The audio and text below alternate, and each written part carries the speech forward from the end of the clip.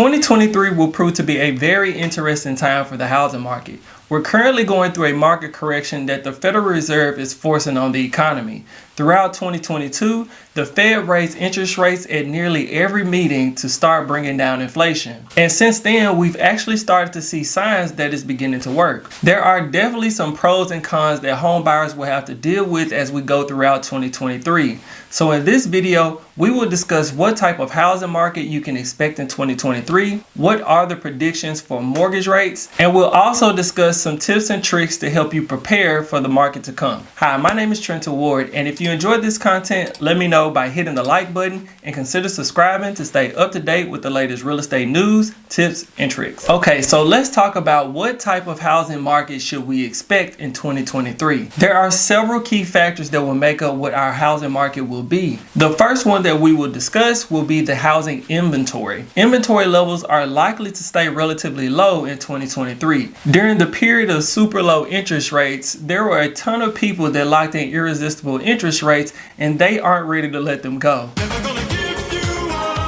And that's not only for people that bought houses at that time, it also speaks to the large amount of people that started refinancing their homes as well. Many of these people are holding tight until they have more pressing reasons to move or the market conditions improve so they can get the type of home that they're looking for. Despite having a low amount of inventory, 2023 will still more than likely be a buyer's market. There still aren't a lot of buyers that qualify for homes with the current mortgage rates and home prices. Right now, we're really seeing that buyers are already in the driver's seat.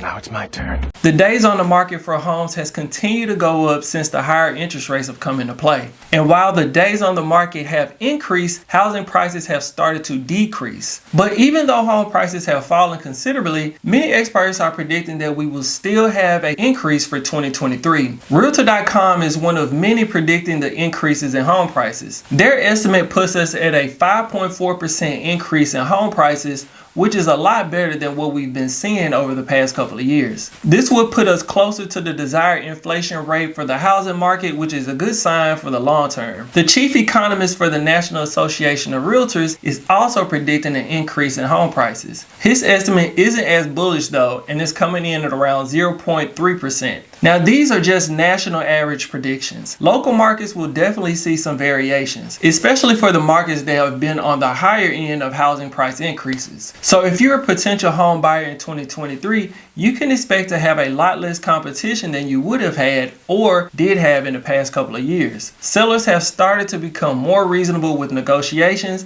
and some are even helping with closing costs now. New construction homes are given a considerable amount of closing costs at the moment, and I'd expect that to continue as well throughout 2023. Okay, so now let's get into mortgage rates. At the end of 2022, mortgage rates actually started to come down despite the Fed continued to raise interest rates. At their highest levels, mortgage rates were in the mid 7% range for well-qualified buyers. Up until that point, housing prices were continuing to rise all over the country along with inflation, but we quickly started to see a shift in the right direction soon after this. Since then, mortgage rates have come down about a full percent, which puts us in the mid 6% range. Although that is good news for the short term, the Federal Reserve has stated they are planning to continue to raise interest rates during 2023. There are 8 planned meetings for this calendar year, and each one could be a shift in the borrowing rate. Although it is unlikely that each one will be a rate increase, their decision is contingent upon the economic data they receive prior to each meeting.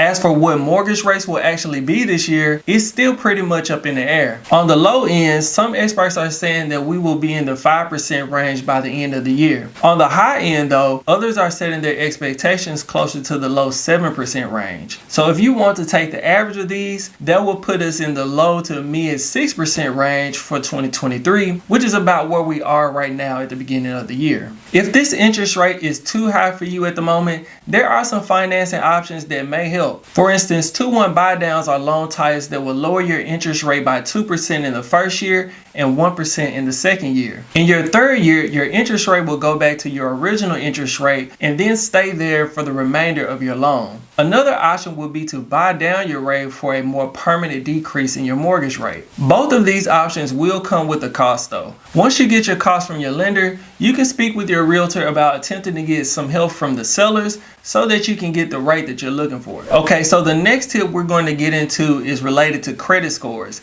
Having a high credit score will help you get a great mortgage rate when buying a house. Although having an 800 credit score is nice to have, it's not something you need to aim for in order to get a home. A common issue I see with potential home buyers is waiting for that perfect credit score that unfortunately may never come. Your credit score does play a role in your mortgage rate, but it isn't the only part of the equation.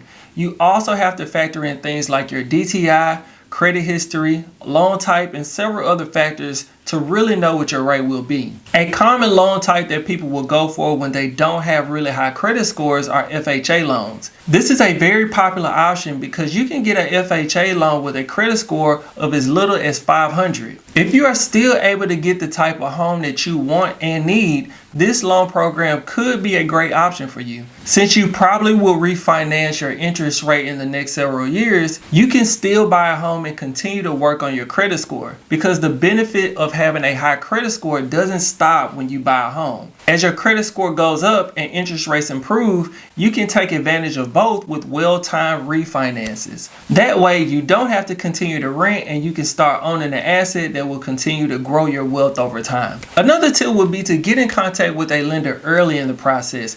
You can have a discussion with them and run through some different scenarios without running your credit. For them to give you specific numbers, they would need to do a credit pull, but they could give you a rough idea of what your potential rate will be without it. Many are surprised to find out how little some credit score improvements will change their monthly payment. When you speak to your lender, you can discuss different timings, credit score improvements, and potential mortgage rate increases that will impact your goals. That way, you will be able to make a more informed decision about when will be the best time to make your move. So lastly, we're going to talk about the overall forecast for 2023.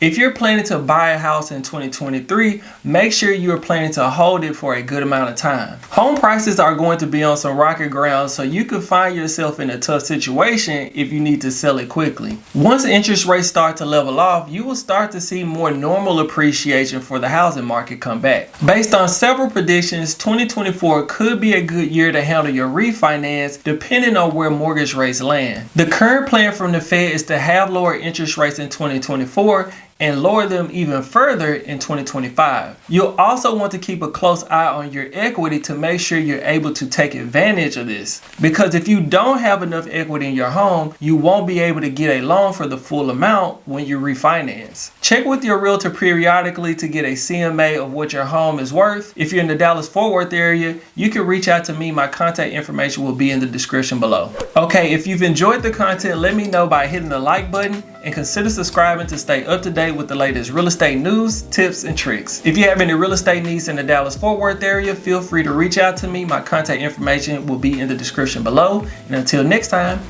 peace.